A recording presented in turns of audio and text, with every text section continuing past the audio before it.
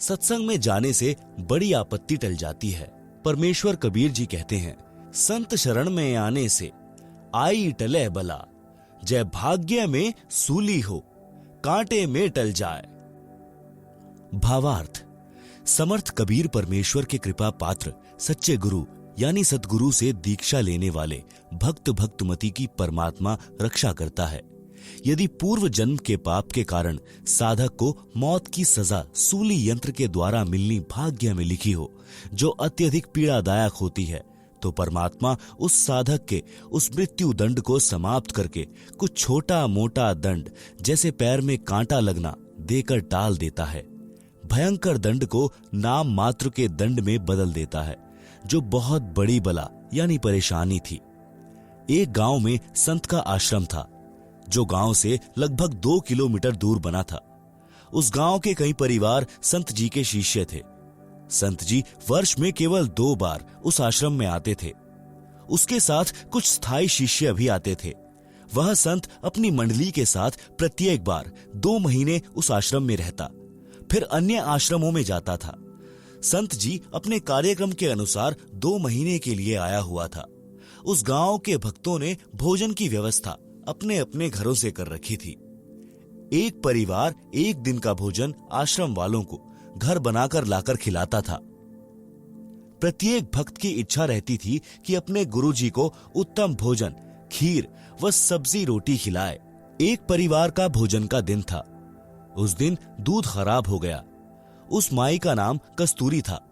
उसी के पड़ोस में एक परिवार था, जिसमें केवल 2 माँ बेटा थे। कारण यह था कि उस बहन रामू के पति की मृत्यु उस समय हो गई जब लड़का 2 वर्ष का था। उस बहन ने एक घटना देखी थी कि उसके परिवार में दूसरे दादसरे की संतान में एक बहू विधवा हो गई थी। एक पुत्र 3 वर्ष का था। उसने अपने देवर से शादी कर ली। देवर भी शादीशुदा यानी मैरिड था। देवर से भी उसको एक पुत्र प्राप्त हो गया। देवर देवरानी उससे मजदूर के समान बर्ताव करते थे। रूखा सूखा झूठा टुकड़ा पहले बेटे तथा माता को देते थे, जिस कारण से लड़के ने बड़ा होने पर आत्महत्या करनी पड़ी। वह भी पागल होकर कहीं चली गई। सब देवर जेठ बुरे नहीं होते। इस घटना को याद करके उस रामो बहन ने जेठ देवर से विवाह नहीं किया, लत्ता नहीं ओढ़ा, अपने बेटे कर्मपाल को पाला पोसा, मेहनत मजदूरी की। कुछ जमीन भी थी, उसी में मेहनत करके गाय भैंस को पालती थी। अपने बेटे को अच्छा घी दूध पिलाती खिलाती थी। विचार करती थी कि बेटा शीघ्र जवान हो जाएगा, इसका विवाह करूंगी, यह अपने कार्य को संभाल लेगा, मैं सुख का जीवन जीऊंगी। परंतु सत्संग बिना ज्ञान नहीं, ज्ञान सद्गुरु देता है। भक्ति बिना जीव सुखी नहीं हो सकता, चाहे कितना ही धनी क्यों ना हो। सिर पर पिता का साया नहीं था। बेटा माँ के लाड़ से बिगड़ता ही है। माँ का स्वभाव अपनी संतान को सर्व संभव सुख देना होता है। कहावत है कि रांड यानी विधवा का बेटा तथा रंडवे यानी विधुर की बेटी बिगड़ती यानी आवारा होती ही है। कारण पिता कार्यवश बेटी की गतिविधि पर ध्यान नहीं रख पाता। माँ बेटे की गतिविधि पर ध्यान नहीं दे पाती। बेटी को तो अपने साथ रखती है, जिस कारण से कर्मपाल नशा करने लगा। माता से झगड़ा करके रुपए या बाजरा ज्वार चना ले जाता, उसे बेचकर नशा करता था। माँ सारा दिन रोती रहती थी कि सोचा क्या था, यह कैसी कर्म गति। आगे से आगे सब उल्टा हो रहा है, जिस चिंता के कारण दुबली पतली हो गई थी। भक्तमती कस्तूरी अपनी पड़ोसन रामू यानी राम प्यारी के घर गई। पहले कुशल मंगल की औपचारिकता करते हुए पूछा कि बेटा क्या कर रहा है, कैसे हो माँ बेटा। यह बात सुनकर बहन रामो रोने लगी और बोली कि बहन कैसे भी नहीं है, लड़का बिगड़ गया है, नशा करता है, कहना नहीं मानता है, झगड़ा करता है, गाली गलौज पर उतर आता है। आपको तो पता है परिवार तथा गांव वालों ने मेरे ऊपर कितना दबाव डाला था, जेठ का लत्ता ओढ़ने यानी पति के बड़े भाई से पुनः विवाह करने के लिए। मैंने राजवंती की घटना से डरकर जेठ से विवाह नहीं किया, अपने बेटे को सुखी देखने के लिए। आज इसने उससे भी अधिक दुख दे दिया। मन करता है कि कहीं चली जाऊं या आत्महत्या कर लूं। भक्तमती कस्तूरी ने कहा कि बहन, गलत बात नहीं सोचा करते, बड़ा होकर सुधर जाएगा। आप मर गई तो तेरे को पता है चाचे ताऊ सारी जमीन हड़प लेंगे, लड़के को अधिक नशा कराकर मार डालेंगे। ऐसा विचार न कर। एक काम करो, मेरे साथ सत्संग में चला करो। यहाँ अकेली के मन में ऐसे विचार आते रहेंगे, सूख कर कांटा हो गई हो। रामो बोली, ना बहन ना, मेरे को तो नगर के लोग वैसे ही शक की नजर से देखते हैं। कोई व्यक्ति किसी कार्यवश घर आ जाता है तो छतों पर चढ़कर एक आंख से देखते हैं। आपके तो सिर पर धनी पति है। मैं सत्संग में चली गई तो जीना हराम कर देंगे, मुझे मरना ही पड़ेगा। बहन, यूं बता, आज सुबह सुबह कैसे आना हुआ?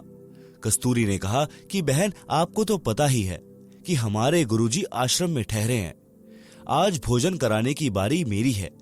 बहन, खीर बनानी थी, दूध खराब हो गया, कुछ दूध उधारा दे दे, कल लौटा दूंगी। यह बात सुनकर बहन रामो में करंट सा आया और दूध निकालकर बाल्टी खूंटी यानी हैंगर से लटका रखी थी। उठकर सारा का सारा दूध कस्तूरी की बाल्टी में डाल दिया। कस्तूरी ने कहा कि बहन, कुछ तो रख ले। रामो बोली, बहन, न जाने कौन से जन्म का पुण्य उदय हुआ है, मुझ निर्भाग का दूध पुण्य में लगेगा। बस बहन ले जा, संतों भक्तों को भोजन करा। कस्तूरी बहन आश्चर्यचकित थी कि सारा का सारा दूध तो मैं सत्संगी होते हुए भी नहीं दे सकती थी, किलो 2 किलो तो रखती। बहन रामो को तो सत्संग की प्रेरणा की आवश्यकता है। उस दिन तो कस्तूरी को समय नहीं मिला। अगले दिन के 11-12 बजे रामो के घर गई। गांव में 12 से 2 तक दिन का समय महिलाओं को बातें करने का मिल जाता है। 2 घंटे तक सत्संग की बातें जो गुरुजी से सुनी थी सारी बताई, परंतु लोक लाज के कारण रामो मानने को तैयार नहीं थी। बहन कस्तूरी ने बताया कि हे बहन, आपने मीराबाई का नाम सुना है? रामो बोली कि हाँ, कृष्ण जी की भक्तिन थी। कस्तूरी बोली कि वह मंदिर में जाती थी। ठाकुर परिवार में जन्म था। महिलाओं को घर से बाहर जाने पर प्रतिबंध था, परंतु मीराबाई ने किसी की परवाह नहीं की। फिर उसका विवाह राजा से हो गया। राणा जी धार्मिक विचार के थे। उसने मीरा को मंदिरों में जाने से नहीं रोका, अपितु लोक चर्चा से बचने के लिए मीरा जी के साथ 3-4 महिला नौकरानी भेजने लगा, जिस कारण से सब ठीक चलता रहा। कुछ वर्ष पश्चात मीरा जी के पति की मृत्यु हो गई। देवर राजगद्दी पर बैठ गया। उसने कुल के लोगों के कहने से मीरा को मंदिर में जाने से मना किया, परंतु मीराबाई जी नहीं मानी, जिस कारण से राजा ने मीरा को मारने का षड्यंत्र रचा। विचार किया कि ऐसी युक्ति बनाई जाए कि यह भी मर जाए और बदनामी भी ना हो। राजा ने विचार किया कि इसे कैसे मारे। राजा ने कहा कि सपेरे एक ऐसा सर्प ला दे कि डिब्बे को खोलते ही खोलने वाले को डंक मारे और व्यक्ति मर जाए। ऐसा ही किया गया। राणा जी ने अपने लड़के का जन्मदिन मनाया। उसमें रिश्तेदार तथा अन्य गणमान्य व्यक्ति आमंत्रित किए। राजा ने मीरा जी की बांदी यानी नौकरानी से कहा कि ले, यह बेशकीमती हार है, मेरे बेटे का जन्मदिन है, दूर दूर से रिश्तेदार आए हैं। मीरा को कह दे कि सुंदर कपड़े पहनकर इस हार को गले में पहन ले, नहीं तो रिश्तेदार कहेंगे कि अपनी भाभी जी को अच्छी तरह नहीं रखता। मेरी इज्जत बेइज्जती का सवाल है। बांदी ने उस आभूषण के डिब्बे को मीराबाई को दे दिया और राजा का आदेश सुना दिया। उस आभूषण के डिब्बे में विशैला काले सफेद रंग का सर्प था। मीरा ने बांदी के सामने ही उस डिब्बे को खोला। उसमें हीरे मोतियों से बना हार था। मीराबाई ने विचार किया कि यदि मैं हार नहीं पहनूंगी तो व्यर्थ का झगड़ा होगा, मेरे लिए तो यह मिट्टी है। यह विचार करके मीरा जी ने वह हार गले में डाल लिया। राजा का उद्देश्य था कि आज सर्प डंक से मीरा की मृत्यु हो जाएगी तो सबको विश्वास हो जाएगा कि राजा का कोई हाथ नहीं है। हमारे सामने सर्प डसने से मीरा की मृत्यु हुई है। कुछ समय उपरांत राजा मंत्रियों सहित तथा कुछ रिश्तेदारों सहित मीरा के महल में गया तो मीराबाई जी के गले में सुंदर महंगा हार देखकर राणा बौखला गया और बोला, बच्चलन, यह हार किस यार से लाई है? मीराबाई जी के आंखों में आंसू थे। बोली कि आपने ही तो बांदी के द्वारा भिजवाया था, वही तो है। बांदी को बुलाया तथा पूछा कि वह डिब्बा कहाँ है। बांदी ने पलंग के नीचे से निकाल कर दिखाया। यह रहा राजा जी, जो आपने भेजा था। राजा वापिस आ गया। राजा ने सोचा कि अब की बार इसको विष मैं अपने सामने पिलाऊंगा, नहीं पिएगी तो सिर काट दूंगा। मीराबाई को विष से मारने की व्यर्थ कोशिश।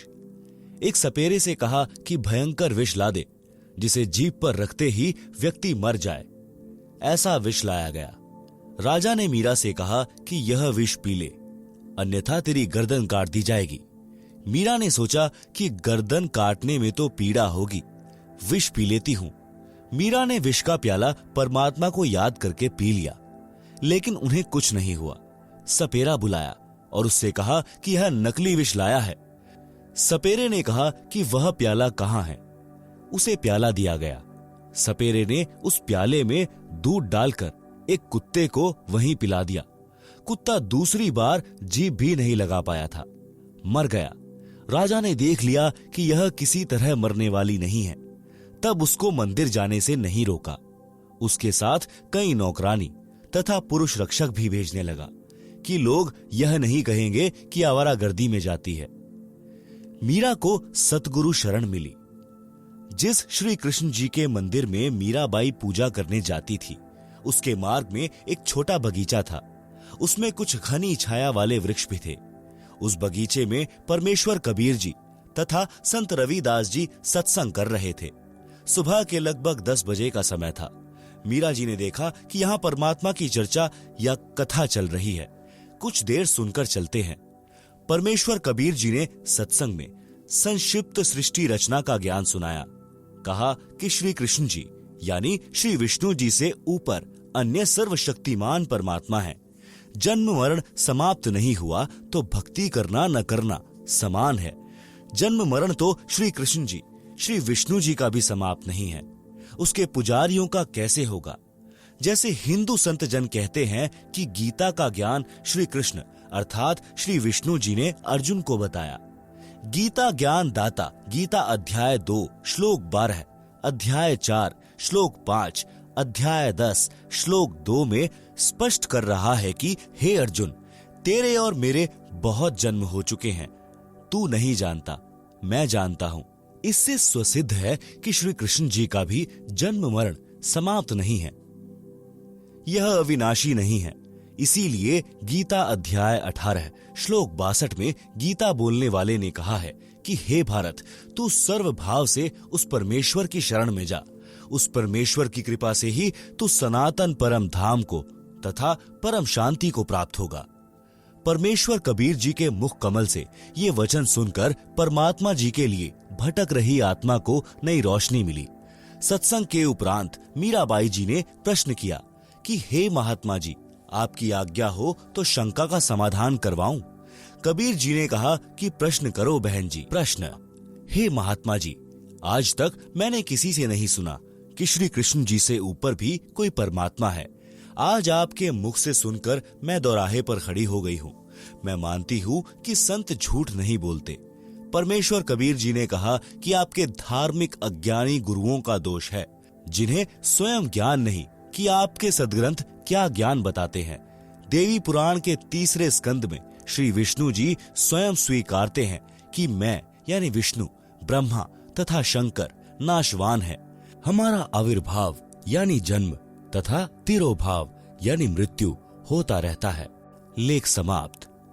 मीराबाई बोली कि हे महाराज जी, भगवान श्री कृष्ण मुझे साक्षात दर्शन देते हैं, मैं उनसे संवाद करती हूँ। कबीर जी ने कहा कि हे मीराबाई जी, आप एक काम करो, भगवान श्री कृष्ण जी से ही पूछ लेना कि आपसे ऊपर भी कोई मालिक है। वे देवता हैं, कभी झूठ नहीं बोलेंगे। मीराबाई को लगा कि वह पागल हो जाएगी यदि श्री कृष्ण जी से भी ऊपर कोई परमात्मा है तो। रात्रि में मीरा जी ने भगवान श्री कृष्ण जी का आह्वान किया। त्रिलोकीनाथ प्रकट हुए। मीरा ने अपनी शंका के समाधान के लिए निवेदन किया कि हे प्रभु, क्या आपसे ऊपर भी कोई परमात्मा है?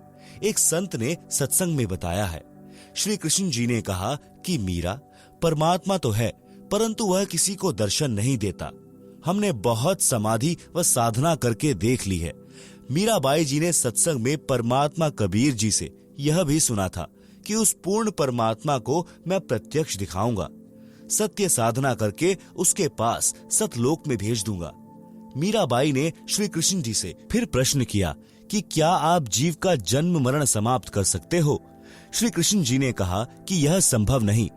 कबीर जी ने कहा था कि मेरे पास ऐसा भक्ति मंत्र है जिससे जन्म मरण सदा के लिए समाप्त हो जाता है। वह परम धाम प्राप्त होता है जिसके विषय में गीता अध्याय 15 श्लोक 4 में कहा है कि तत्व ज्ञान तथा तत्वदर्शी संत की प्राप्ति के पश्चात परमात्मा के उस परम धाम की खोज करनी चाहिए, जहां जाने के पश्चात साधक फिर लौटकर संसार में कभी नहीं आते। उसी एक परमात्मा की भक्ति करो। मीराबाई ने कहा कि हे भगवान श्री कृष्ण जी, संत जी कह रहे थे कि मैं जन्म मरण समाप्त कर देता हूं, अब मैं क्या करूं? मुझे तो पूर्ण मोक्ष की चाह है। श्री कृष्ण जी बोले कि मीरा, आप उस संत की शरण ग्रहण करो, अपना कल्याण कराओ। मुझे जितना ज्ञान था वह बता दिया।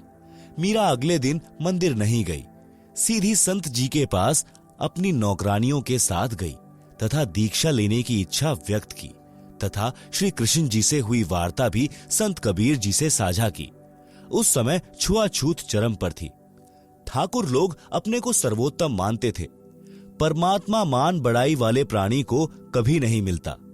मीराबाई की परीक्षा के लिए कबीर जी ने संत रविदास जी से कहा कि आप मीरा राठौर को प्रथम मंत्र दे दो, यह मेरा आपको आदेश है। संत रविदास जी ने आज्ञा का पालन किया। संत कबीर परमात्मा जी ने मीरा से कहा कि बहन जी, वो बैठे संत जी, उनके पास जाकर दीक्षा ले लें। बहन मीरा जी तुरंत रविदास जी के पास गई और बोली, संत जी दीक्षा देकर कल्याण करो। संत रविदास जी ने बताया कि बहन जी, मैं चमार जाति से हूँ, आप ठाकुरों की बेटी हो, आपके समाज के लोग आपको बुरा भला कहेंगे, जाति से बाहर कर देंगे। आप विचार कर लें। मीराबाई अधिकारी आत्मा थी, परमात्मा के लिए मर मिटने के लिए सदा तत्पर रहती थी। बोली, संत जी, आप मेरे पिता, मैं आपकी बेटी, मुझे दीक्षा दो, भाड़ में पड़ो समाज। कल को कुतिया बनूंगी तब यह ठाकुर समाज मेरा क्या बचाव करेगा। सत्संग में बड़े गुरुजी यानी कबीर जी ने बताया है कि कुल करनी के कारणे हंसा गया बिगोए, तब कुल क्या कर लेगा जब चार पांव का होए। शब्दार्थ, कबीर परमेश्वर जी सतर्क कर रहे हैं कि हे भक्त यानी स्त्री पुरुष जो कुल परिवार व संसार की शर्म के कारण भक्ति नहीं करते, कहते हैं कि घर परिवार वाले व संसार के व्यक्ति मजाक करेंगे कि नाम दीक्षा लेकर दंडवत प्रणाम करते हो, अन्य देवी देवताओं की पूजा नहीं करते हो, श्राद्ध पिंडदान नहीं करते हो, तुम्हें शर्म आनी चाहिए। उन्होंने अपना मानव जीवन नष्ट कर लिया।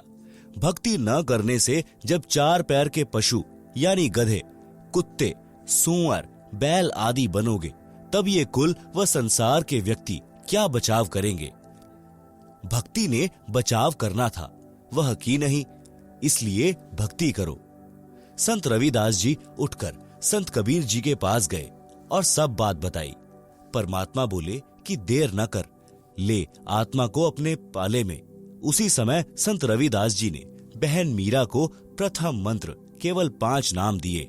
ये 5 नाम शरीर में बने कमलों को खोलने वाले हैं, राधा स्वामी पंथ वाले नहीं हैं, तथा न दामा खेड़ा वाले गद्दी से दिए जाने वाले हैं। उनसे भिन्न मोक्ष में सहयोगी मंत्र हैं। मीराबाई को बताया कि यह इनकी पूजा नहीं है, इनकी साधना है। इनके लोक में रहने के लिए, खाने पीने के लिए जो भक्ति धन चाहिए है वह इन मंत्रों से ही मिलता है।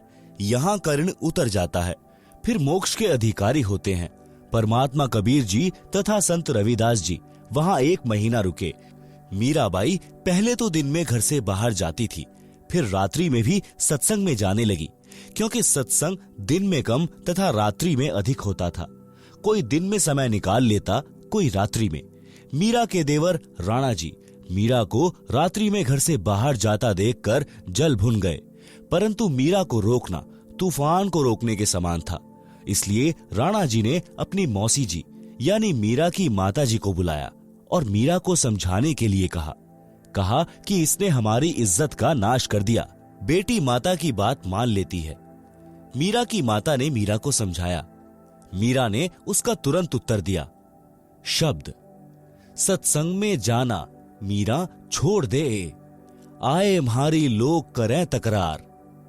सत्संग में जाना मेरा ना छूटे री, चाहे जल के मरो संसार। थारे सत्संग के राहे में आहे वहां पे रहते हैं काले नाग, कोए कोए नाग तने डस लेवे। जब गुरु म्हारे मेहर करें री, अरी वै तो सर्प गंडेवे बन जावे। थारे सत्संग के राहे में आहे वहां पे रहते हैं बबरी शेर, कोए कोए शेर तने खा लेवे। जब गुरुआ की मेहर फिरे री, आरी व तो शेरों के गीदड़ बन जावे। थारे सत्संग के बीच में आहे वहां पे रहते हैं साधु संत, कोए कोए संत तने ले रमे। तेरे री मन में माता पाप है री, संत मेरे माँ बाप है री। आरी ये तो कर देंगे बेड़ा पार, वो तो जात चमार है, इसमें मारी हार है। तेरे री लेखे माता चमार है री, मेरा सिरजनहार है री। आरी वे तो मीरा के गुरु रविदास। शब्दार्थ। मीराबाई की माता ने कहा कि हे मीरा, तू सत्संग में जाना बंद कर दे। संसार के व्यक्ति हमारे विषय में गलत बातें करते हैं। मीरा ने कहा कि हे माता, मैं सत्संग में जाना बंद नहीं करूंगी। संसार भले ही ईर्ष्या की आग में जलकर मर जाए। माता ने मीरा को भय कराने के लिए बताया कि जिस रास्ते से तू रात्रि में सत्संग सुनने के लिए जाती है, उस रास्ते में सर्प तथा सिंह रहते हैं, वे तुझे मार देंगे। मीरा ने उत्तर दिया कि मेरे गुरुजी इतने समर्थ हैं, वे कृपा करेंगे तो सिंह तो गीदड़ की तरह व्यवहार करेंगे और सर्प ऐसे निष्क्रिय हो जाएंगे जैसे गंडेवे प्राणी होते हैं। जो सर्प जैसे आकार के होते हैं परंतु 6 या 8 इंच के लंबे और आधा इंच गोलाई के मोटे होते हैं, वे डसते नहीं। मीरा की माता ने फिर कहा कि सत्संग सुनने वाले स्थान पर कुछ युवा भक्त पुरुष भी रहते हैं, कोई तेरे को कहीं ले जाएगा और गलत कार्य करेगा। मीरा ने उत्तर दिया कि हे माता, आपके मन में दोष है, इसीलिए आपके मन में ऐसे विचार आए हैं। हे माता, वे संत व भक्त तो मेरे माता पिता के समान हैं, वे ऐसा गलत कार्य नहीं करते। मीरा की माता ने छुआछूत के कारण मीरा को रोकना चाहा। कहा कि हे मीरा, तेरा गुरु रविदास तो अनुसूचित जाति का चमार है, इससे हम राजपूतों की बेइज्जती हो रही है, सत्संग में जाना बंद कर दे। मीरा ने कहा कि हे माता, आपके विचार से मेरे गुरुजी अनुसूचित जाति के चमार हैं, मेरे लिए तो मेरे परमात्मा हैं, मैं उनकी बेटी, वे मेरे पिता हैं, सत्संग में जाना बंद नहीं होगा। यह कथा सुनकर राम प्यारी यानी रामू की आंखें सी खुल गई। अगले दिन कस्तूरी के साथ सत्संग में गई और एक सत्संग सुनते ही दीक्षा ले ली। फिर एक दिन के भोजन की सेवा मांगी। सब परिवारों ने कहा कि बहन, हम अपनी सेवा नहीं छोड़ सकते, गुरुजी अगली बार आएंगे तब तेरी बारी लगवा देंगे। भक्तमती रामों को तो पल की भी चैन नहीं थी, रोने जैसा चेहरा कर लिया। उसी समय कस्तूरी बोली कि बहन, आगे जब मेरी बारी आएगी तो सुबह का भोजन मैं करा दूंगी, रात्रि का आप करा देना। रामों की खुशी का ठिकाना नहीं रहा, कहीं कहीं पैर टिके। बारी आने पर रात्रि का भोजन तैयार किया। खीर, हलवा, सब्जी, मांडे यानी पतले रोटी फुलके बनाए। परंतु लीला सद्गुरु की, रामों को तेज बुखार हो गया, शरीर अंगार की तरह जलने लगा, एक कदम भी चलने की हिम्मत नहीं रही। उसी समय रामों का लड़का आ गया। बहन रामू ने कहा कि बेटा, आज मेरा एक काम कर दे, तेरा जिंदगी भर एहसान नहीं भूलूंगी। बेटा, मैंने गुरु बनाया है, आज रात्रि का भंडारा तेरी ताई भक्तमती कस्तूरी की बारी से मांग कर लिया है। बेटा देख, मेरे को तेज बुखार हो गया है, बदन आग की तरह जल रहा है, चलने की हिम्मत नहीं है। लड़का बोला कि मुझे समय नहीं है, मैं ना देकर आऊं भोजन आश्रम में। माताजी, आप उस आश्रम में ना जाया करो। मुझे आपके बारे में बहुत कुछ सुनना पड़ता है। यह सुनकर भक्तमती रामो फूट फूट कर रोने लगी। लड़के को दया आई, परंतु झुंझलाकर बोला, कहाँ है भोजन, दे आता हूं। रामो बहन तुरंत उठी और सब भोजन दे दिया। लड़का उस भोजन को एक तसले में रखकर आश्रम में ले गया। रामो गुरुजी से बार बार निवेदन करती थी कि गुरुजी, लड़का नशा करता है, घर की ठौर बिटोड़ा कर रखा है, बात नहीं मानता, उसको भी शरण में ले लो महाराज। अगले दिन लड़के को आश्रम में देखकर अन्य भक्त तथा भक्तमती कहने लगे कि गुरुजी ने सुन ली रामो दुखिया की, बेटा स्वयं भोजन लेकर आ गया। गुरुजी को पता चला तो हर्ष हुआ कि बेटी रामो बस की, सुन ली भगवान ने। लड़का बोला, महाराज जी, मेरी माता जी को ज्वर हो गया है, मैं भेजा हूं, भोजन करो। संत जी भोजन के लिए बैठ गए और सोचा, लड़का पहली बार आया है, कुछ ज्ञान सुना दूं। संत जी ने कहना शुरू किया कि बेटा, माता पिता की सेवा करनी चाहिए, उनकी आज्ञा का पालन करना चाहिए, मोक्ष के लिए गुरु बनाकर सत्य भक्ति करनी चाहिए। नशे ने तो बड़े बड़े घर उजाड़ दिए। लड़का तो जला भुना बैठा था, उसे तो पल पल की देरी महसूस हो रही थी, क्योंकि उस रात्रि में उसने अपने साथी चोरों के साथ राजा के घर में चोरी करने जाना था। रात्रि के 12 बजे से बाहर मंदिर में इकट्ठा होकर चोरी करने जाना था। उनकी कल्पना थी कि रानियों के महंगे महंगे हार होते हैं, वे चुरा कर लाएंगे, माला माल हो जाएंगे। इसलिए लड़का संत जी से बोला कि बाबा जी, जल्दी भोजन खा लें, मुझे शिक्षा की आवश्यकता नहीं है।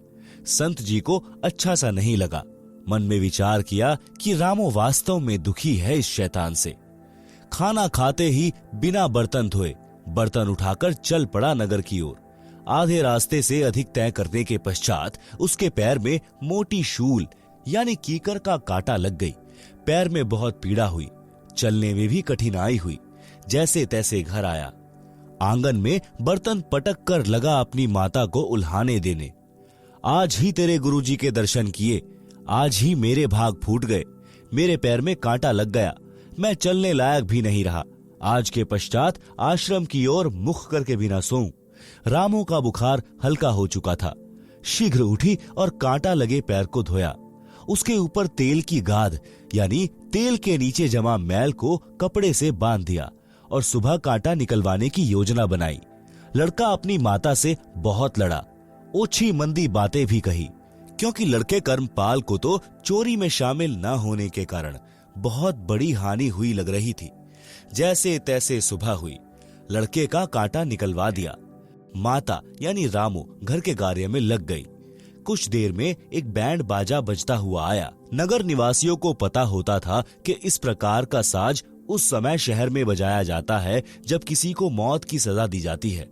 इसलिए प्रत्येक व्यक्ति अपने अपने घरों के बाहर खड़े हो जाते थे और जाना करते थे कि किसको किस कारण सूली तोड़ा जा रहा है। राजा के सिपाही उन चारों व्यक्तियों से कहलवा रहे थे कि अपना दोष बताओ।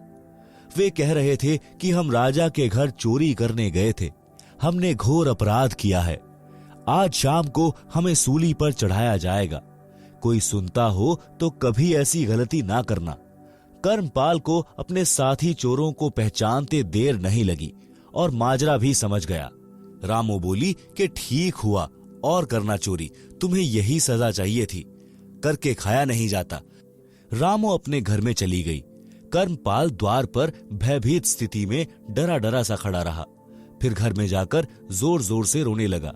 रामो ने देखा कि कर्मपाल क्यों रो रहा है। पूछा कि बेटा क्या हो गया?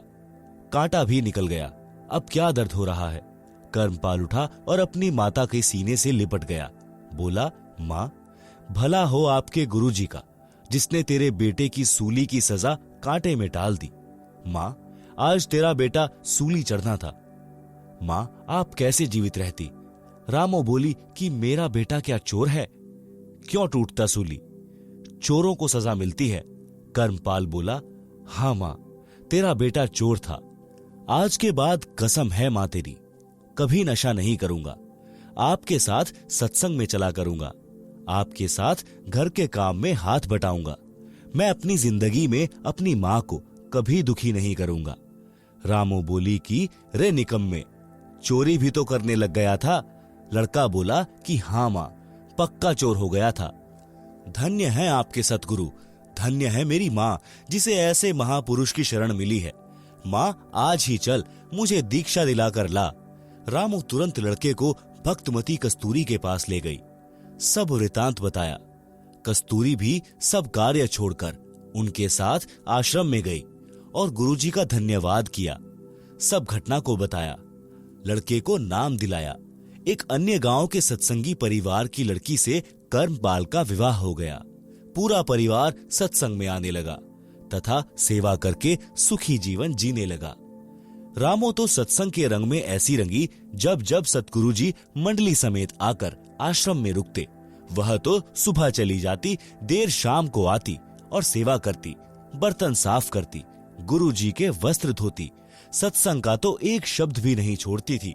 एक समय सर्दी का मौसम था। सुबह 10 बजे सत्संग शुरू हुआ। गुरुजी ने रामो से बोला कि बेटी, वस्त्र धोला नदी पर, धूप थोड़ी देर रहती है, सत्संग के बाद जाएगी तो वस्त्र सूख नहीं पाएंगे। रामो बहन वस्त्र बाल्टी में डालकर चल पड़ी। नदी थोड़ी दूरी पर थी। कपड़े पानी में बाल्टी में भिगोकर सोडा डाल दिया। सोचा कि जितनी देर वस्त्र सोडा में भीगेंगे तब तक सत्संग सुनाती हूँ। आश्रम के बाहर दीवार के साथ कान लगाकर सत्संग वचन सुनने लगी। सत्संग समापन पर सत साहिब की ध्वनि सुनी तो रामो को कपड़े याद आए। दौड़ी दौड़ी नदी की ओर चली और डरी हुई थी कि आज तो गलती हो गई, गुरुजी के वचन की अवहेलना हो गई, मेरे ऊपर डांट पड़ेगी। गुरुजी नाराज हो गए तो मेरी तो सेवा पर पानी फिर जाएगा। हे भगवान, यह कौन बनी। इन्हीं विचारों में नदी पर पहुंची तो देखा कि बाल्टी खाली थी और वस्त्र धोकर झाड़ियों पर सुखा रखे थे जो सूख चुके थे। रामो उन बहनों से बोली जो पहले से नदी पर अपने वस्त्र धो रही थी कि हे बहनों, ये वस्त्र आपने धोकर सुखाए हैं क्या? सब अन्य महिलाएं रामो की ओर देखने लगी। एक बोली कि बहन, तेरा दिमाग चल गया है क्या या मजाक कर रही है? आप स्वयं तो कपड़े धो रही थी बेसब्री होकर। हमारे भी छींटे लग रहे थे, तेरे को टोका भी था कि धीरे धीरे कपड़े धो। तू खुद झाड़ियों पर सुखा कर गई थी, अब क्या भांग का नशा कराई है? रामो रोने लगी और सब कपड़े उठाकर बाल्टी में डालकर आश्रम की ओर चली। आश्रम में किसी सेवादार ने रामो को आश्रम के बाहर बैठे सत्संग सुनते देर तक देखा था। उसने गुरुजी को बताया कि आज आपके कपड़े गीले ही रहेंगे, क्योंकि रामो तो सत्संग समापन तक बाहर दीवार के कान लगाकर सत्संग सुन रही थी, अभी गई है कपड़े धोने।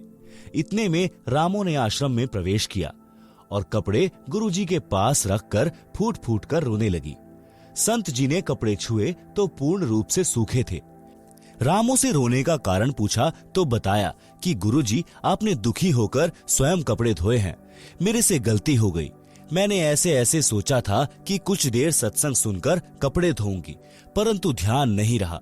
गुरुजी बोले कि बेटी, परमात्मा कबीर जी रामो बनकर कपड़े धो गए हैं। जो बच्छा गऊ की नजर में यू साई कू संत, भक्तों के पीछे फिरे भक्त वत्सल भगवंत। शब्दार्थ, जैसे गाय अपने बच्चे के ऊपर एक टक नजर रखती है कि कोई पशु पक्षी या मनुष्य मेरे बच्चे को मार न दे, इसी प्रकार परमात्मा अपने भक्त के ऊपर दृष्टि रखता है। जैसे गाय का बच्चा खेलता कूदता किसी ओर दौड़ जाता है तो गाय भी उसके पीछे पीछे उसकी सुरक्षा के लिए दौड़ती है। इसी प्रकार परमात्मा जो भक्तों का हितकारी है, अपने भक्तों के पीछे पीछे फिरता है, उनकी सुरक्षा के लिए साथ रहता है। परमात्मा ने अब्राहिम सुल्तान अधम को नरक से निकालने के लिए बांदी रूप स्त्री बनकर शरीर पर कोरड़े खाए थे। बेटी, दुखी ना हो, तेरा उद्देश्य गलत नहीं था। परमात्मा तो सच्ची लगन व भाव के भूखे हैं। रामो शांत हुई। सत्संग से रामो बस गई, मोक्ष भी मिला। कबीर सतगुरु शरण में आने से आई टले बला, जय भाग्य में सूली लिखी हो कांटे में टल जाए। भावार्थ, समर्थ कबीर परमेश्वर के कृपा पात्र सच्चे गुरु यानी सतगुरु से दीक्षा लेने वाले भक्त व भक्तमती की परमात्मा रक्षा करता है। यदि पूर्व जन्म के पाप के कारण साधक को मौत की सजा सूली यंत्र के द्वारा मिलनी भाग्य में लिखी हो, जो अत्यधिक पीड़ादायक होती है, तो परमात्मा उस साधक के उस मृत्यु दंड को समाप्त करके कुछ छोटा मोटा दंड जैसे पैर में कांटा लगना देकर टाल देता है। भयंकर दंड को नाम मात्र के दंड में बदल देता है, जो बहुत बड़ी बला यानी परेशानी थी। चोर कभी धनी नहीं होता। कबीर परमेश्वर जी अपने विधानानुसार एक नगर के बाहर जंगल में आश्रम बनाकर रहते थे। कुछ दिन आश्रम में रहते थे, सत्संग करते थे, फिर भ्रमण के लिए निकल जाते थे। उनका एक जाट किसान शिष्य था, जो कुछ ही महीनों से शिष्य बना था। किसान निर्धन था। उसके पास एक बैल था। उसी से किसी अन्य किसान के साथ मेल जोल करके खेती करता था। 2 दिन अन्य का बैल स्वयं लेकर दोनों बैलों से हल चलाता था।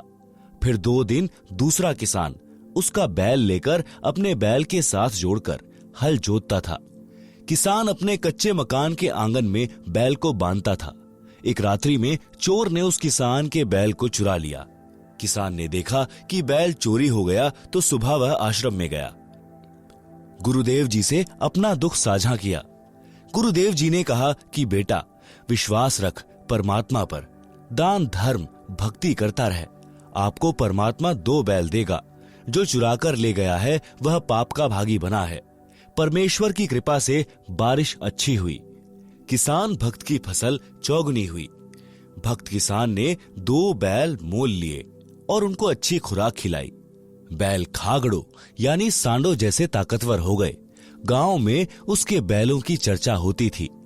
1 वर्ष पश्चात वही चोर उसी क्षेत्र में चोरी करने आया। कहीं दाव नहीं लगा। उसने विचार किया कि जिसका बैल चुराया था उसके घर देखता हूं, हो सकता है कोई बैल ले आया हो। देखा तो 2 बैल खागड़ों जैसे बंधे थे। चोर ने दोनों चुरा लिए। किसान जागा तो बैल चोरी हो चुके थे। गुरुजी से बताया तो गुरुजी ने कहा कि बेटा, तेरे घर 4 बैल देगा भगवान। चोर कभी सेठ नहीं हो सकता। पाप पाप इकट्ठे करता है। रजा परमात्मा की, आशीर्वाद गुरुदेव का। बारिश ने किसानों की मौज कर दी। भक्त किसान के पास जमीन पर्याप्त थी, परंतु बारिश के अभाव से खेती थोड़े क्षेत्र में करता था। बारिश अच्छी हो गई। 2 बैल मोल लिए, 2 कर्जे पर लिए, खेती अधिक जमीन में की, 1 नौकर हाली रखा। 1 वर्ष में सब कर्ज भी उतर गया। बैल 4 हो गए, खागड़ों जैसे मोटे मोटे तगड़े तगड़े। मकान भी पक्का बना लिया। चोर 2 वर्ष के पश्चात उधर गया और पहले उसी किसान की स्थिति देखने गया। चोर ने देखा कि 4 बैल सांडों जैसे बैठे थे और चोर के पास 2 दिन का आटा शेष था। अधिक निर्धन हो गया था। चोर ने किसान को रात्रि में नींद से उठाया तो किसान बोला, कौन हो आप? चोर ने कहा कि मैं चोर हूं, जिसने तेरे 3 बैल चुराए थे। किसान बोला, भाई मेरी नींद खराब ना कर, तू अपना काम कर, परमात्मा अपना कर रहा है, मुझे सोने दे। चोर ने पैर पकड़ लिए और बोला, हे देवता, मेरे से अब चोरी नहीं हो रही। एक बात बता, आपका चोर आपके सामने खड़ा है, आप पकड़ भी नहीं रहे हो। हे भाई, तेरा 1 बैल मैंने चुराया। तेरे घर अगले वर्ष 2 बैल खागड़ों जैसे बंधे थे, वे दोनों भी मैं चुरा ले गया। आज 2 वर्ष पश्चात आपके आंगन में 4 बैल खागड़ों जैसे बंधे हैं। मेरा सर्वनाश हो चुका है। बालक भी भूखे रहते हैं। मुझे मार चाहे छोड़, मुझे तेरे विकास का राज बता। मैं भी जाट किसान हूं, जमीन भी है, निर्धनता बेअंत है। भक्त किसान ने उसको कहा कि आप स्नान करो, खाना खाओ। चोर ने वैसा ही किया। फिर भक्त उस चोर को आश्रम में लेकर गया। गुरुदेव से सब घटना बताई। गुरुदेव ने चोर को समझाया। 7-8 दिन भक्त किसान ने अपने घर पर रखा और प्रतिदिन गुरुजी से मिलाकर सत्संग सुनाया। चोर ने दीक्षा ली। गुरुजी ने कहा कि भक्त बेटा, नए भक्त को 1 बैल दे दे उधारा, खेती करेगा तेरे पैसे लौटा देगा। भक्त ने कहा, गुरुजी ठीक है। भक्त किसान ने नए भक्त को 1 बैल दे दिया। नया भक्त प्रति महीना सत्संग में आता था। पूरे परिवार को नाम यानी दीक्षा दिला दिया। 2 वर्ष में वित्तीय स्थिति अच्छी हो गई।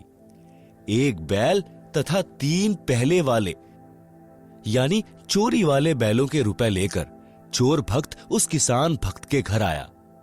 उसके बच्चे भी साथ थे। किसान भक्त से उस चोर भक्त ने सब पैसे देकर कहा कि मुझे क्षमा करना, आपका उपकार मेरी 7 पीढ़ी भी नहीं उतार पाएगी। पुराना भक्त बोला कि हे भाई, यह सब गुरुदेव जी की कृपा है, उनका वचन फला है। आप यह सब रुपए गुरु जी को दान रूप में दो। मेरे को तो उन्होंने पहले ही कई गुना बैलों की पूंजी दे दी थी, मेरे काम की नहीं। दोनों भक्त गुरु जी के पास गए और सर्वदान राशि चरणों में रख दी। गुरु जी ने भोजन भंडारा यानी लंगर में लगा दी। सत्संग किया। इस प्रकार चोरी का धन मोरी में जाता है। भक्त सदा फलता फूलता है। संस्कार छूत के रोग की तरह फैलते हैं। अच्छे तथा बुरे संस्कार संक्रमण रोग की तरह फैलते हैं। जैसे भक्त के हाथ से बोए गए बीज में भी भक्ति संस्कार प्रवेश होते हैं। जो उस अन्न को खाता है उसमें भी भक्ति की प्रेरणा होती है। यदि कोई नशा करने वाला तथा किसी प्रकार के अन्य विचारों को मन में मंथन करता हुआ हाली बीज बोता है तो उस बीज में भी उसके विचार प्रवेश होते हैं जो उस अन्न को खाने वाले को प्रभावित करते हैं। उदाहरण, एक बहन ने गुरु दीक्षा ले रखी थी। उसके घर पर गुरुजी आए तथा साथ में एक शिष्य भी था। उस बहन की बहन भी किसी कार्यवश उसी दिन आ गई। उसका दामाद मृत्यु को प्राप्त हो गया था। लड़की के छोटे छोटे बच्चे थे। वह बहुत चिंतित थी। रह रहकर विचार उठ रहे थे कि बेटी का निर्वाह कैसे होगा। बेटी तो उजड़ गई। देवर जेठ किसी के नहीं होते। बच्चों को कौन पालेगा? हे भगवान, यह क्या बनी? कौन से जन्म का पाप आड़े आ गया? उपदेशी बहन भोजन बनाने लगी तो उसकी बहन उसकी सहायता करने लगी। अधिक भोजन उस बहन ने बनाया जिसका दामाद मर गया था। संत भक्त खाना खाकर सो गए। सुबह भक्त ने गुरुदेव जी से कहा कि हे गुरुदेव, आज रात्रि में निद्रा के दौरान मन बहुत दुखी रहा, जैसे मेरा दामाद मर गया। बेटी के छोटे छोटे बच्चे हैं, उनकी बेहद चिंता सताती रही। इनका क्या होगा, कैसे निर्वाह होगा? गुरुजी ने अपनी शिष्या से पूछा कि बेटी, रात्रि का भोजन किसने बनाया था? उसने उत्तर दिया कि मेरी छोटी बहन आई है, उसने बनाया था। संत ने पूछा कि उसको कोई कष्ट है क्या? शिष्या ने उत्तर दिया कि गुरुदेव, कष्ट तो बहुत ज्यादा है। लड़की के छोटे छोटे बच्चे हैं, दामाद की मृत्यु हो गई है। सारा सारा दिन मेरी बहन इसी चिंता में रहती है। दिन में कई कई बार यह कहती रहती है कि बेटी का क्या होगा, कैसे बच्चों का पालन करेगी। गुरुजी ने शिष्य को बताया कि उस बेटी के विचार भोजन में प्रविष्ट हुए और खाने वाले को प्रभावित किया। मेरे को भी यही परेशानी सारी रात रही थी। इसी प्रकार यदि भक्ति, नाम स्मरण या आरती या संतों की वाणी का मनन करते करते भोजन बनाया जाए तो खाने वाले में वे सुसंस्कार अच्छी प्रेरणा करते हैं। भक्ति की रुचि बढ़ती है। कोई हाली गाने रागनी गाता हुआ बीज बोता है या खाना बनाने वाली गाने या रागनी गाते हुए भोजन बनाती है तो उस अन्न में वे संस्कार प्रवेश हो जाते हैं। उसे खाने वाले का स्वभाव भी उसी प्रकार बकवाद करने को प्रेरित होता है, जिसका परिणाम वर्तमान 1997 के आसपास में दिखाई दे रहा है। अच्छाई में कम, बुराई में अधिक संख्या में मानव लगा है। यदि संतों की वाणी, पाठ, आरती, स्मरण करने वालों की संख्या अधिक हो जाएगी तो वातावरण भक्तिमय हो जाएगा। प्रत्येक व्यक्ति के मन में भक्त जैसे भाव उपजेंगे। उस वातावरण को बनाने के लिए घर घर में आरती, रामायणी तथा नित्य नियम चलना चाहिए। गुरु से दीक्षा लेकर नाम का स्मरण करना चाहिए, जिससे वातावरण में भक्ति के विचारों के तत्व अधिक भर जाएंगे तथा बुरे संस्कारों वाले विचार ऊपर उठ जाएंगे। भक्ति संस्कार ऑक्सीजन जानो तथा बुरे विचार कार्बन डाइऑक्साइड समझें। ऑक्सीजन रूपी भक्ति संस्कार के सिलेंडर खोलने पड़ेंगे, यानी सदग्रंथ साहिब के पाठ पर पाठ करने पड़ेंगे तथा तीनों समय की संध्या यानी नित्य कर्म करने होंगे, स्मरण करना होगा। भक्ति करने वालों की संख्या बढ़ेगी तो भक्ति के विचार भी पृथ्वी पर अधिक फैलेंगे, जिनसे प्रत्येक के मन में शांति का आभास होगा। सत्संग करने किसी के घर जाते थे तो पहले दिन तो हमारा भी मन अशांत सा हो जाता था। फिर प्रत्येक भक्त अपनी अपनी रामायणी, सुबह के नित्य नियम, शाम की आरती तथा स्मरण करते। फिर सत्संग सुनाता, तब उस घर से बुरे विचार यानी कुसंस्कार निकल जाते। सुसंस्कारों की अधिकता होने से मन शांत होता। जब हम सत्संग या पाठ करके अगले गांव जाने लगते थे तो पूरा परिवार रोने लग जाता था। उनको इतनी शांति संत व भक्तों के संग में मिलती थी। उन संस्कारों का प्रभाव महीनों रहता है।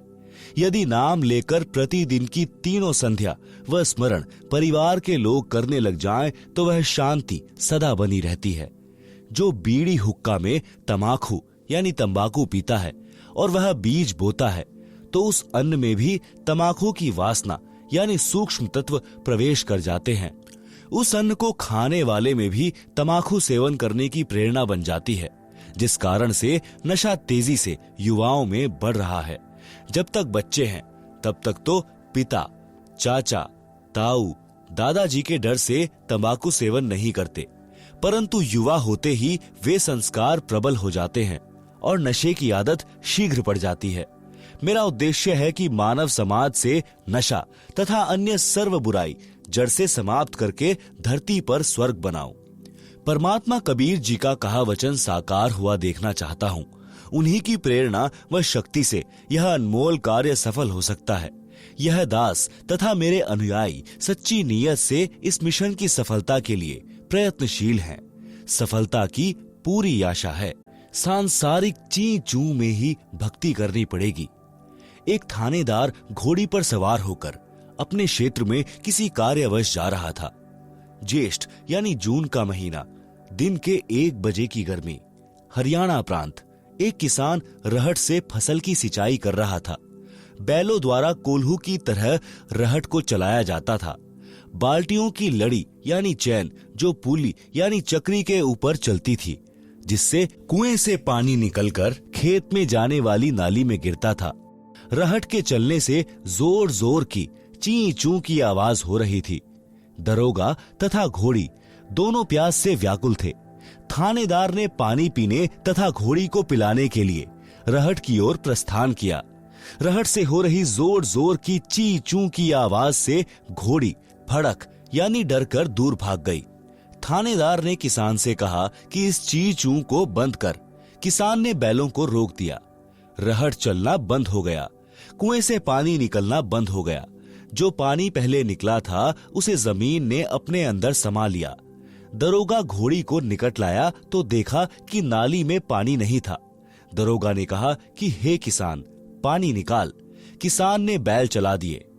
रहट से ची चू की आवाज और पानी दोनों चलने लगे। घोड़ी फिर फड़क गई और 1 एकड़ यानी 200 फुट की दूर पर जाकर रुकी। दरोगा ऊपर बैठा था। दरोगा ने फिर कहा कि किसान, शोर बंद कर। किसान ने बैल रोक दिए। पानी नाली से जमीन में जाते ही समाप्त था। घोड़ी को निकट लाया। पानी नहीं मिला तो फिर पानी निकालने का आदेश दिया। रहट चलते ही घोड़ी दौड़ गई। किसान ने कहा कि दरोगा जी, इस रहट की ची चू में ही पानी पीना पड़ेगा, नहीं तो दोनों मरोगे। दरोगा घोड़ी से उतरा। लगाम पकड़कर धीरे धीरे घोड़ी को निकट लाया। चलते रहट में ही दोनों ने पानी पिया और जीवन रक्षा की। इसलिए सांसारिक कार्यों को करते करते ही भक्ति, दान, धर्म, स्मरण करना पड़ेगा। अवश्य कीजिए। अब भक्ति से क्या होगा? आयु तो थोड़ी सी शेष है। जिला जींद में गांव मनोरपुर में भक्त राम कुमार जी के घर 3 दिन का पाठ तथा सत्संग हो रहा था। गांव में पुरुष सत्संग को पाखंड मानते हैं, क्योंकि पुराने जमाने में सत्संग का आयोजन वृद्ध स्त्रियां करती थी। रात्रि में सत्संग करती थी, दिन में पुत्र वधू को भाई भतीजों को गालियों से कोसती यानी बद्दुआ देती थी। कोई कोई तो दूसरे के बिटोड़े से गोसे यानी उपले तक चुरा लेती थी। कभी पकड़ी जाती थी तो बदनामी होती थी। इसी तरह की घटनाओं से सत्संग नाम से लोगों को एलर्जी थी। भक्त राम कुमार जी के पूरे परिवार ने दीक्षा ले रखी थी। उनको पता था कि यह सत्संग भिन्न है। जब राम कुमार जी के पिताजी को पता चला कि हमारे घर में बड़ा बेटा सत्संग करा रहा है, तो बहुत बेइज्जती मानी और सोचा कि गांव क्या कहेगा। इसलिए वह वृद्ध 3 दिन तक अपने बड़े बेटे के घर पर नहीं आया। छोटे बेटे के घर चौबारे में रहा। दिन में खेतों में चला जाए, रात्रि में चौबारे में हुक्का पीवे और दुख मनावे कि ये कैसे दिन देख रहा हूं। रात्रि में दास यानी लेखक ने सत्संग किया। लाउड स्पीकर लगा रखा था। राम कुमार के लड़के को पता था कि दादाजी ऊपर चौबारे में हैं। उसने एक स्पीकर का मुख दादाजी के चौबारे की ओर कर दिया। सत्संग का वचन सुनना वृद्ध की मजबूरी बन गई। 2 दिन सत्संग सुनकर वृद्ध तीसरे दिन पाठ के भोग पर राजकुमार जी के घर आ गया। राजकुमार जी की पत्नी ने बताया कि मैंने सोचा था कि बूढ़ा बात बिगाड़ने आया है, महाराज जी को गलत बोलेगा। पाठ का भोग लगने के पश्चात राजकुमार जी के पिताजी मेरे सामने बैठ गए और कहने लगे, महाराज जी, मैं तो इस सत्संग से घना नाराज था, परंतु 2 दिन आपकी बात सुनी, मेरे को झंझोड़ कर रख दिया। मैंने तो मनुष्य जीवन का पूरा ही नाश कर दिया। मैंने 8 एकड़ जमीन और मोल ली। दोनों बेटों को पाला पोसा। दिन रात खेती के काम में लगा रहा। आपके विचारों से पता चला कि मैंने तो जीवन नाश कर दिया। अब 75 वर्ष की आयु हो चुकी है। अब भक्ति से क्या बनेगा। यह बात कहकर वह वृद्ध रोने लगा। हिचकी लग गई। मैंने उसे सांत्वना देते हुए कहा कि आप विश्वास करो, अब भी कुछ नहीं बिगड़ा है। एक उदाहरण तो गुरु जी से इस दास यानी रामपाल दास ने सुना था। बताया कि जैसे कुएं में बाल्टी छूट गई हो और उसकी नेजू यानी रस्सी जो बाल्टी से बांधी जाती है, जिससे बाल्टी द्वारा कुएं से पानी निकाला जाता है। पुराने समय में कुएं लगभग 100-150 फुट गहरे होते थे, भी कुएं में जा रही हो। यदि दौड़कर नेजू को पकड़ने की कोशिश करने से नेजू की पूंछ यानी अंतिम सिरा भी हाथ में आ जाए तो कुछ भी नहीं गया। बाल्टी भी मिल गई और पानी भी प्राप्त हो गया। यदि यह विचार करें कि बाल्टी तो गई, जाने दे तो मूर्खता है। इसी प्रकार आपकी आयु रूपी नेजू की पुछड़ी यानी एंड बची है। अब दीक्षा लेकर सर्व नशा त्याग कर मर्यादा में रहकर साधना करो, मोक्ष हो जाएगा। उसी समय उस भक्त आत्मा ने दीक्षा ली और पूरी लगन के साथ भक्ति की। वह 85 वर्ष की आयु में शरीर त्याग कर गया। जीवन सफल किया। वह हुक्का पीता था, उसी दिन त्याग दिया और आजीवन हाथ भी नहीं लगाया। राम कुमार के छोटे भाई के परिवार ने भी नाम लिया। वृद्ध भक्त उनको स्वयं लेकर सत्संग आता था, भक्ति करने को कहता था। गांव मनोहरपुर के लोग आश्चर्यचकित थे कि इतना हुक्का पीने वाले ने कैसे हुक्का छोड़ दिया। हुक्का पीने वालों के पास भी नहीं बैठता। एक है चोट सिधारिया जिन मिलंदा चाहा। हरियाणवी कहावत है कि घाम का और ज्ञान का चमका सा लाग गया करे। शब्दार्थ भावार्थ है कि भादुआ के महीने में धूप यानी घाम का जोर अधिक होता है। खेत में काम करने वालों को घाम मार जाता है। घाम मारना यानी धूप से शरीर में हानि होना, जिस कारण से शरीर में गर्मी बढ़ जाती है, ज्वर हो जाता है। इसको कहते हैं घाम मार गया। वह व्यक्ति वैद्य को कहता था कि मुझे तो पता भी नहीं चला कब घाम मार गया। वैद्य कहता था कि घाम का तो चकमा सा लगता है, यानी अचानक प्रभाव पड़ जाता है। इसी प्रकार जिनको ज्ञान का प्रभाव होना हो तो 1-2 बिंदु पर ही ज्ञान हो जाता है, भक्ति पर लग जाता है। चौधरी जीता जाट को ज्ञान हुआ। गांव खेखड़ा, जिला बागपत, उत्तर प्रदेश में लगभग 275 वर्ष पूर्व एक जीता राम जाट था। 900 बीघा जमीन थी। गांव का नंबरदार था। सबसे धनी तथा पंचायती आदमी था। सत्य का पक्ष लेता था, झूठ को महत्व नहीं देता था। उसी गांव खेखड़ा में एक संत घीसादास जी उस समय में सत्संग किया करते थे। वे चमार जाति से थे। उस समय छुआछूत चरम पर थी। संत घीसादास जी को परमेश्वर कबीर जी लगभग 7-8 वर्ष की आयु में जंगल में मिले थे। उनको यथार्थ ज्ञान तथा दीक्षा देकर अंतर्ध्यान हो गए थे। बड़े होकर संत श्री घीसादास जी सत्संग करने लगे। आसपास के व्यक्ति सत्संग सुनकर दीक्षा लेकर संकट मुक्त होने लगे। दिन में अपने निर्वाह के लिए कार्य करते तथा रात्रि में सत्संग सुनते थे। महीने में 2 दिन सत्संग करते थे। रात्रि के सत्संग में स्त्रियां पुरुष दोनों जाते थे। गांव में चर्चा चलने लगी कि रात्रि में स्त्रियों का जाना उचित नहीं है, कुछ भी अप्रिय घटना हो सकती है, इसलिए सत्संग को बंद करा दिया जाए। गांव खेखड़ा की पंचायत हुई। पंचायत में सत्संग बंद कराने का निर्णय लिया गया और यह संदेश स्वयं पंचायत का प्रमुख चौधरी जीताराम जी को कहा गया। चौधरी जीताराम जी संत घीसाराम जी के घर गए। उस दिन सत्संग चल रहा था। गांव की पंचायत के फैसले की चर्चा पूरे गांव में हो चुकी थी। जब चौधरी जीताराम जी पहुंचे तो सत्संग श्रोताओं को लगा कि चौधरी साहब जाट दिमाग के हैं, संत जी से झगड़ा करेंगे। जीताराम जी घर से लाठी लेकर चले थे, जो रास्ते में एक वृक्ष के साथ खड़ी करके आगे चले। विचार आया कि भक्त कोई झगड़ा थोड़े ही करते हैं, अच्छी सभा में लाठी लेकर जाना पंचायती को शोभा नहीं देता। सत्संग चल रहा था। चौधरी साहब ने विचार किया कि कुछ इसकी बात सुनता हूं, फिर कह सुन लूंगा। सत्संग में वही ज्ञान बताया गया जो आप जी हरलाल जी के प्रकरण में पढ़ाए हैं। चौधरी साहब तो भावुक हो गए। आंखों से आंसुओं की धारा बह चली। उठकर संत घीसा जी के चरणों में सिर रख दिया और कहा कि हे गुरुदेव, मुझ अपराधी को मार चाहे छोड़, गलती बहुत बड़ी कर दी है। मैं तुच्छ जीव सत्संग बंद करने का आदेश लेकर आया हूं। क्षमा करो प्रभु, आप दिल खोलकर सत्संग करो, कोई नहीं रोकेगा। संत घीसा जी ने कहा कि चौधरी साहब, जो काम करने आए थे वह कीजिए। जीता जाट फिर रोने लगा और बोला, क्षमा करो, मुझे दीक्षा दो। चौधरी जीताराम जाट जी भक्त बन गए। स्वयं भी रात्रि में सत्संग सुनने लगा।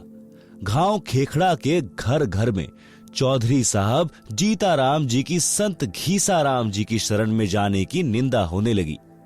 कहने लगे, संत घीसाराम सेवड़ा है, जादू जंत्र जानता है, गांव के चौधरी पर तांत्रिक क्रिया करके अपने वश कर लिया है, सम्मोहन जंत्र मंत्र जानता है।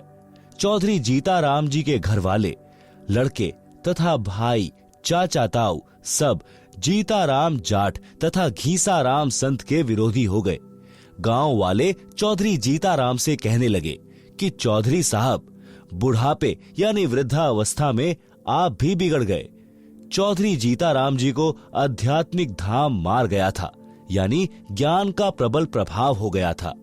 वह कहते थे कि हे गांव वालों, मेरे तो भाग्य जाग गए जो मैं भक्त बन गया और आपकी नजर में बिगड़ गया। भगवान करे मेरे की ढब यानी तरह तुम सारे बिगड़ जाओ, बिना बिगड़े काम नहीं चलेगा। कुछ दिनों के पश्चात गांव की पंचायत हुई और संत घीसादास जी तथा भक्त जीताराम जी को गांव छोड़ने का फरमान सुना दिया। दोनों गुरु शिष्य तुरंत गांव छोड़कर दूर स्थान पर एक गांव में सत्संग करके जनता को समझाने लगे। बहुत से व्यक्ति अनुयायी हो गए। संतों के चले जाने के पश्चात गांव खेखड़ा में अकाल मृत्यु होने लगी। पंचायतियों के घरों में परमात्मा का प्रकोप प्रारंभ हो गया। किसी के चारे में आग लगे, किसी के पशु मरने लगे, किसी के परिवार में प्रेत बोलने लगे, किसी की बेटी विधवा हो गई, किसी को अधरंग की शिकायत। गांव में पशुओं में रोग फैल गया। गांव के कुछ व्यक्ति किसी बूझा पूछा करने वाले के पास गांव में हो रहे उपद्रव का कारण जानने के लिए गए। बूझा पूछा वाले ने बताया कि आपके गांव में 2 संत भक्त रहते थे, वे गांव से चले गए हैं। वे वापिस आएंगे तो गांव बसेगा, अन्यथा उजड़ जाएगा। उन व्यक्तियों ने गांव में आकर पंचायत करके सब बात बताई। गांव के गणमान्य व्यक्ति संत भक्त को वापस लाने के लिए उस गांव में गए। भक्त जीता दास ने गुरुजी घीसा दास जी से कहा कि लगता है गुरुदेव, यहां से भी निकलवाने गांव वाले आ गए हैं, देखो वे आ रहे हैं। संत घीसा दास जी बोले, रख लो चद्दर कंधे पर, चलते बनेंगे। इतने में गांव के चौधरी निकट आ गए और अपने अपने सिर के साफे यानी खंड के संत घीसा व भक्त जीता जी के चरणों में रख दिए। सब लोग बोले, महाराज जी गलती क्षमा करो, आपके आने के पश्चात गांव उजड़ने लग रहा है, बचाया जाए तो बचा लो, नहीं तो हम भी यहीं आपके पास ही रहेंगे। उस गांव के व्यक्ति भी इकट्ठे हो गए। सर्व घटना का पता चला। वर्तमान गांव वाले कहने लगे कि चौधरियों, तुम बसोगे तो हम उजड़ेंगे। जब से ये दो देवता गांव में आए हैं, गांव में किसी की तू मैं भी नहीं हुई। 2 बार बारिश हो चुकी है, देखो फसल लहला रही है। खेखड़ा वालों ने विशेष विनय की तो दोनों महापुरुषों ने लौटने की हां कर दी और वर्तमान गांव वालों से कहा कि हम समय समय पर आते रहेंगे।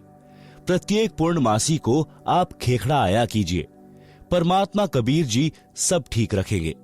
दोनों महापुरुषों के आते ही पूरे गांव में पूर्ण शांति हो गई। पशुधन स्वस्थ हो गया। अगले दिन भारी बारिश हो गई। किसान लोग फूले नहीं समा रहे थे। 36 बिरादरी खुश थी। सब उपद्रव बंद हो गए। आज तक उस गांव में संत घीसा दास जी तथा भक्त जीता दास जी के नाम के मेले लगते हैं। संत गरीब दास जी ने कहा है कि जिस मंडल साधु नहीं, नदी नहीं गुंजार, तज हंसा वह देशड़ा, जम की मोटी मार।